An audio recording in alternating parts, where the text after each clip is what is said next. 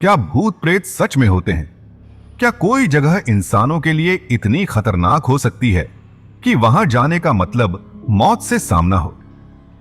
आज हम आपको एक ऐसी कहानी सुनाने जा रहे हैं जो रूहानी ताकतों और इंसानी जज्बातों का संगम है। यह कहानी है एक वीरान पड़ी हवेली की, जिसके रहस्यों ने एक परिवार की जिंदगी बदल दी। यह कहानी शुरू होती है एक जर्जर हवेली से, जहां कभी एक राजा और उनकी प्रजा रहती थी।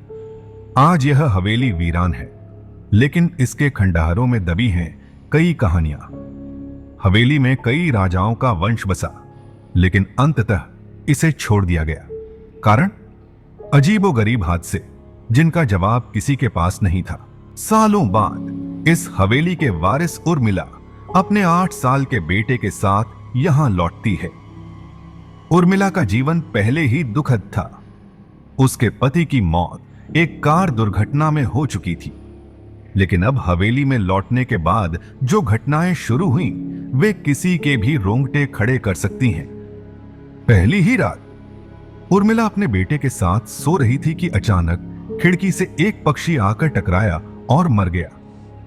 पक्षी का खून कमरे में फैला हुआ था। डरावना मंजर।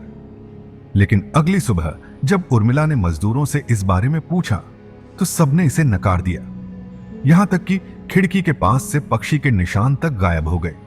हवेली में काम कर रहे मजदूरों में से एक अचानक छत से गिरकर मर गया। यह घटना मात्र दुर्घटना थी या कुछ और, किसी के पास कोई जवाब नहीं। लेकिन उसी रात उर्मिला को एक आवाज सुनाई दी, अपने बच्चे को बचा सकती है तो बचा ले।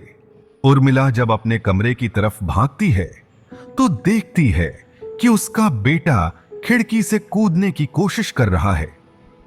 किसी अलौकिक ताकत ने उसे काबू कर लिया था। उर्मिला ने किसी तरह उसे बचाया। अब सवाल था, क्या हवेली में रूहानी ताकतें वाकई मौजूद थीं? गांव के एक बुजुर्ग मजदूर ने उर्मिला को हवेली के इतिहास को जानने की सलाह दी। हवेली के राज सरपंच के पास रखी एक किताब में छिपे थे। जब उर्मिला ने किताब पढ़ी तो पता चला यहां एक नौकर और नौकरानी की प्रेम कहानी का दर्दनाक अंत हुआ था।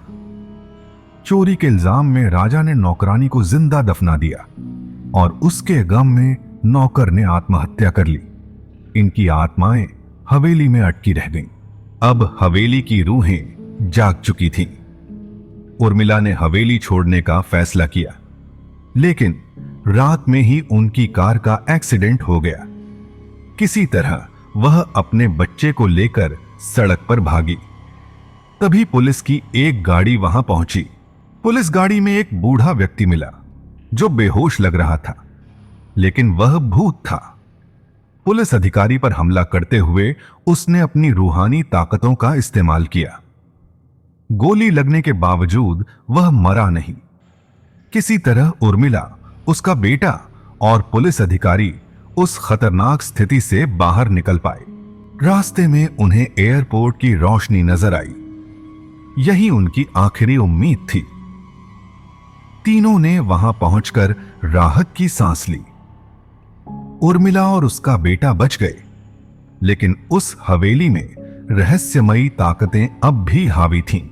हवेली आज भी वीरान है। लोग अब भी कहते हैं कि वहां अजीब आवाजें सुनाई देती हैं। जो भी इस जगह गया वह कभी वैसा नहीं रहा। सवाल यह है, क्या यह सब वाकई रूहानी ताकतों का खेल था या इंसानी डर की पराकाष्ठा?